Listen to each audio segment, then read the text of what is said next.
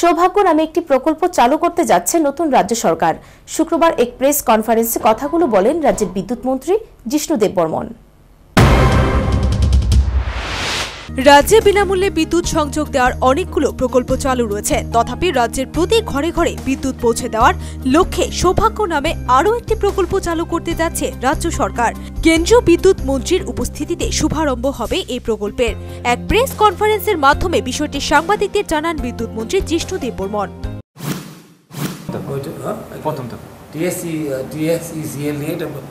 দীর্ঘ বৈঠক হইল, খুব লম্বা, প্রায় 3 ঘন্টা। প্রত্যেকটি স্কিমের আমি রিভিউ করলাম, রিভিউগুলো কী স্থিতিতে আছে, কখন শেষ হবে, একটা ফিক্সড ডেট। অনেকগুলো স্কিম চলছে পাওয়ারে, আর নতুন একটা স্কিম আমরা লঞ্চ করব সৌভাগ্য বলে, ফ্রি কানেকশন দেওয়ার। এটা তো এপিএল, বিপিএল না, রুরাল, আরবান সবকে দেওয়া যাবে কানেকশন।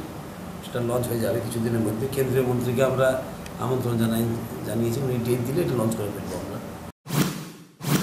সৌভাগ্য প্রকল্পের মাধ্যমে এপিএল, বিপিএল সব পরিবারেই বিদ্যুৎ সংযোগ দেওয়া হবে বলে জানিয়েছেন তিনি। তাছাড়া বিদ্যুৎ দপ্তরে যতগুলো প্রকল্প চালু আছে তার সবগুলোর মনিটরিং করা হবে বলে জানিয়েছেন তিনি। Bureau report, news vanguard.